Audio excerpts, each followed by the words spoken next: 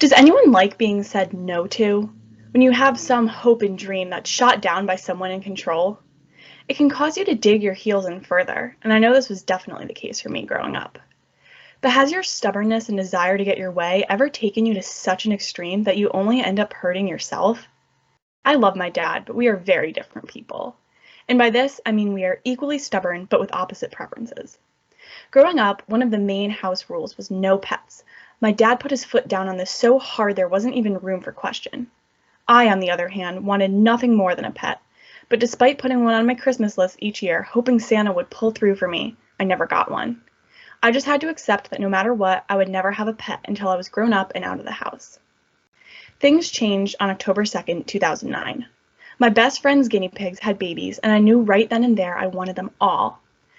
I asked my dad if I could please have a guinea pig, somehow hoping his mind had changed on this matter, hoping that my cuteness could win him over. To no avail. He put his foot down once again. But this time, I didn't just accept this as fact. I was tired of being told no to, and so I wasn't going down without a fight. I would have that guinea pig if it was the last thing I ever did. My plan of attack was simple. I was just going to take each of his reasons why I couldn't get one and invalidate them, leaving him no grounds to stand on other than I'm a killer of fun. My dad's main reasons for not wanting a pet was that he didn't want the responsibility of taking care of something he didn't want in the first place. This included paying for the pet and cleaning up after it. I just needed to prove to him that I would pay for him, feed him, play with him, and clean up after him. My dad would barely even know the thing existed, that's how hands-off he would be. I first set out to investigate the costs associated with the guinea pig. Luckily, I'd be getting it for free, so that was a perk right off the bat. I looked into the price of cages, toys, hay, cleaning supplies, everything really, and I came up with a rough estimate of how much it would cost me each month. An unemployed 11-year-old at the time, I shockingly had no reliable income stream, but I looked at our family chore chart and calculated all the chores I would need to do each week to earn enough to care for the guinea pig, as well as the amount of birthday and holiday money I would need to ask for to support my raising of this guinea pig. I presented this to my dad and showed him that I would be the sole caretaker of the guinea pig, plus his house would always be squeaky clean. He was quite impressed with my little budget, but sadly, it was still a no. While I showed him I could pay for it, he still didn't trust that he wouldn't end up being the one in charge of it. When I got busy with school and swim practice and theater, would I have time? Honestly, I should have stopped there.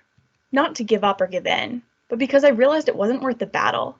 The budgeting I had done made me a little nervous. I didn't want to spend the rest of my childhood vacuuming. But at this point, it was more than about having the guinea pig, but about proving to my dad that I could do it. And so I kept going.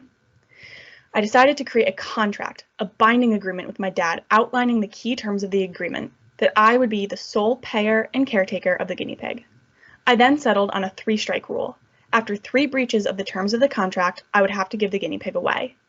I signed the contract and gave it to my dad, who surprisingly said, "Okay, sure." He said it with a slight tone of skepticism and almost a smirk. But I had won. I had beat my dad. And I soon realized my greater victory was beating my dad than it was getting the guinea pig, who I named Oreo, by the way. This experience taught me some truly valuable lessons, not only about responsibility, but about my stubbornness in getting my way, and how far I'm willing to go to prove myself. In terms of my stubbornness in getting my way, I've learned that sometimes I need to put my ego aside and just accept the facts. I became so focused on winning the argument and beating my dad at his own game that I didn't take the time to reflect that the outcomes just weren't worth it. So while I won the argument with my dad, it was only at the expense of myself. I now had this life form to take care of. And in terms of proving myself, there's other ways I can achieve this. In this case, I could have proven my maturity and capability in other ways, like helping out more around the house and being more organized in my daily life. But before I go, I know you're probably dying to know what ended up happening. Did I get the 3 strikes? What happened to Oreo? Don't get me wrong, I loved the thing, but I soon realized just how much work it is to care for a pet, no matter how small. And while I only got 1 strike, I'm happy to report that after a year, the perfect opportunity presented itself to give Oreo away to a dear family friend who was 8 at the time and had so much love and time to give.